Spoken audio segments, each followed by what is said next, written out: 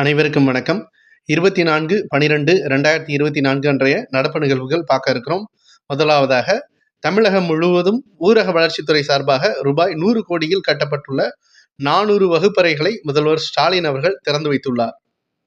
அடுத்ததாக நம்ம பார்க்க உள்ளது, தேசிய அளவில் 2024ஆம் ஆண்டிற்கான சிறந்த ஊராட்சிகள் அறிவிக்கப்பட்டுள்ளது. இதில் உள்கட்டமைப்புகளின் தன்னிறைவு பெற்ற ஊராட்சியாக கோவை மாவட்டம் எஸ் குளம் ஊராட்சி ஒன்றியத்தின் கீரநத்தம் ஊராட்சியானது முதல் பரிசை தட்டிச் சென்றுள்ளது. அதேபோல மகளிரிடம் நல்லிணக்கம் கொண்ட ஊராட்சியாக தென்காசி மாவட்டம் குருவிக்குளம் ஊராட்சி ஒன்றியத்தின் வரகனூர் ஊராட்சி 3ஆம் பரிசை தட்டிச் சென்றது.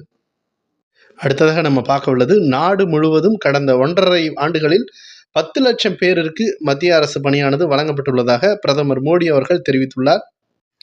14வது ரோஜ்கர் மேளா, அதாவது வேலைவாய்ப்பு திருவிழாவில் நாடு முழுவதும் 71,000 பேருக்கு மத்திய அரசுக்கான பணி நியமனத்தை பிரதமர் மோடி அவர்கள் வழங்கியுள்ளார்.